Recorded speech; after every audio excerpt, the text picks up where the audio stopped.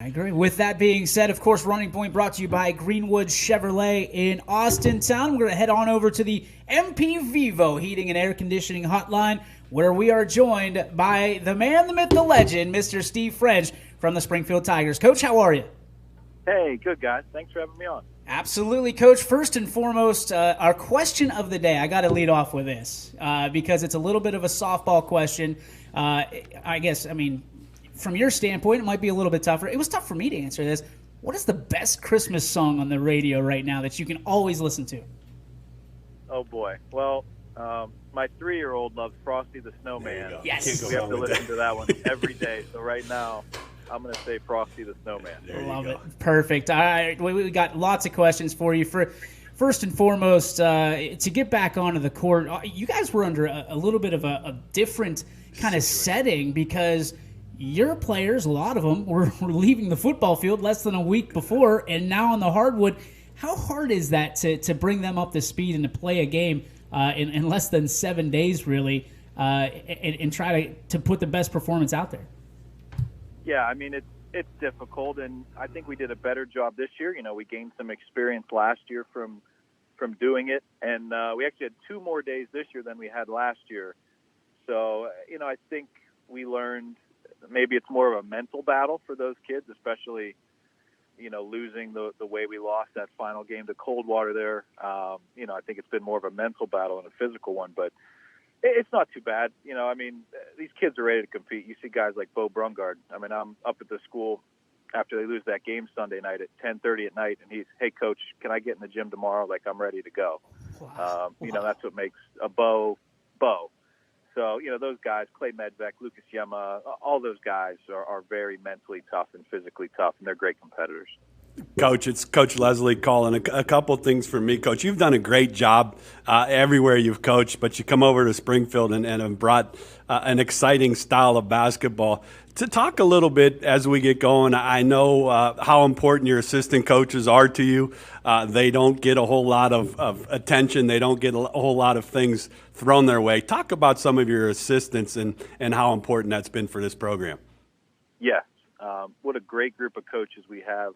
Our varsity assistant is Pat Cardin. He's the son of our athletic director, Mark Cardin, who, in my opinion, Mark is the best AD in the area. He's fantastic. But Pat is great because he puts in so much time, puts in a lot of time in the weight room with the kids, scouting, breaking down film, whatever it might be. Pat understands the time it takes to be a good coach, and he puts that in. Our JV coach is John Matissi, who's the son of Tony Matissi, who, you know, everybody knows, right? Legendary coach. Course, yeah. John is fantastic. He does such a great job. X's and O's, he's great. Very, very smart guy. You know, son of a coach, has that mind for the game. And then our freshman coach this year, last year was Tony Matissi. He hung out with us for a year, which was a blast. But this year we have a young man named Dylan O'Hara, who he played at Girard. He just graduated from Westminster. He was the player of the year over there in the PAC conference. Led the league in scoring. Fantastic. Great with the kids. Great teacher. Great with skill work, individual development. He's coaching our freshmen and, of course, helping out the varsity program within that. So, we have a fantastic, fantastic group of guys to lead the Tigers. All right, so we talk a lot about expectations around here. Naturally, in Springfield, you have your own expectations from your fan base, from Springfield Nation. Talk to me about in a year like 2020 has been, and Springfield has done a great job of navigating the waters as a whole on all your sports.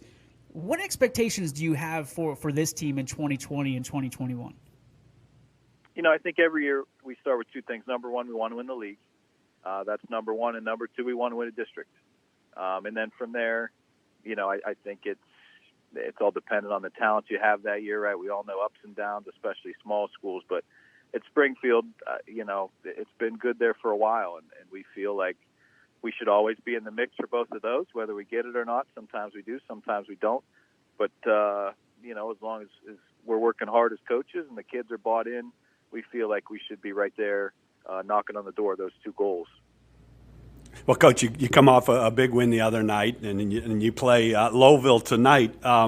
Talk about this basketball team a little bit. Talk about some of the guys that Springfield Nation can look forward to seeing too. I know on behalf of DJ and myself, we are awful proud at YSN to be a part of Springfield athletics. I got the opportunity to cover a lot of things in football and interview a lot of those kids that play basketball. Coach, quality young men on and off the court, I would start with. But talk about some of their basketball skills for Springfield Nation and what they can expect to see from this basketball team. Sure. Yeah, our starters, our point guard's Adam Warey. He's a junior. He actually did not play against Salem, so he had a little contact tracing thing from school, but he is back. He's been practicing, so he is good to go for tonight. Fantastic player, very good basketball player. Really good with the ball in his hands, great passer.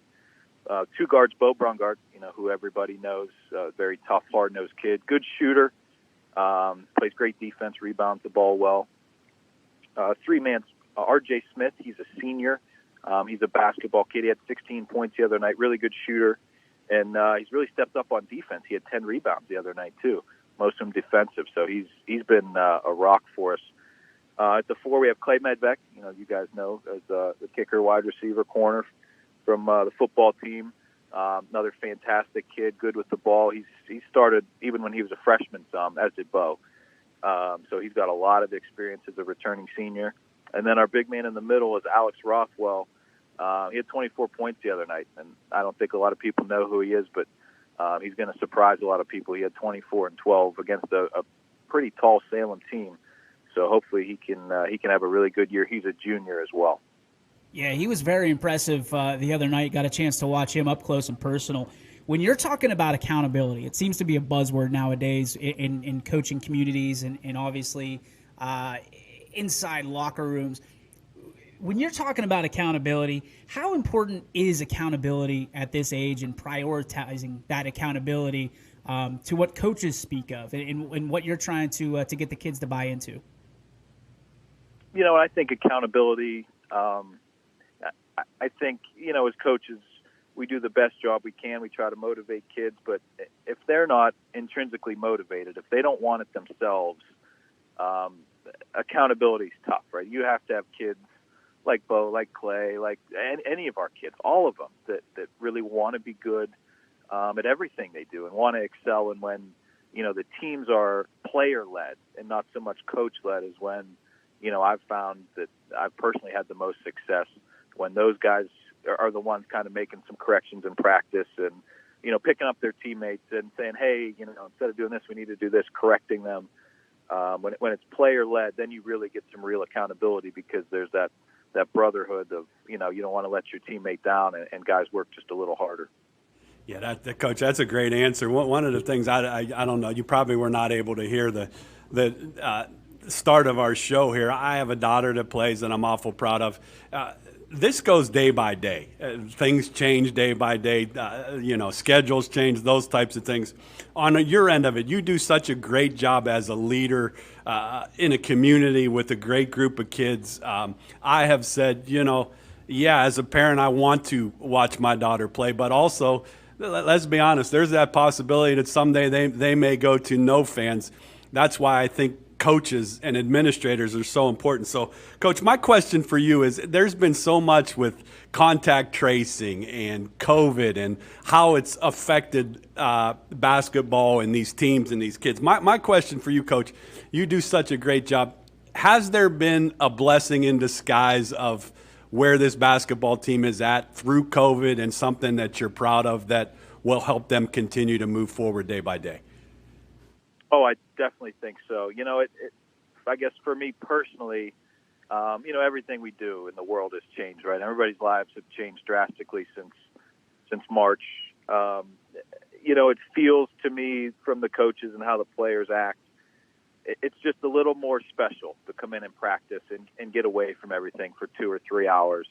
And it's kind of the most normal part, I think, of life that a lot of these kids have going on, whether they're going to school online or, now they've got a mask on all day and they're sitting apart from their classmates or, what have you. We can come in and we can compete and they can get a lift in and work out, and it's relatively normal.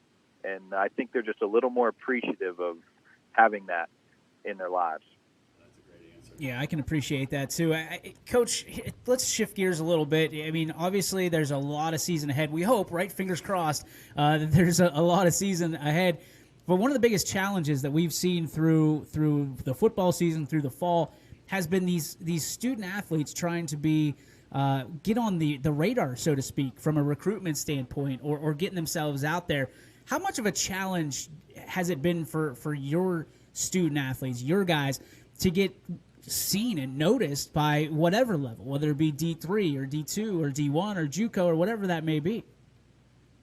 I think it goes two ways. One, I think the difficulty is in just some of the rules, with some of those collegiate associations giving kids an extra year of eligibility through this. When those things happen, now you have a whole class coming out that there's not as many scholarships out there, right? Because you have a whole group that can stick around for another year.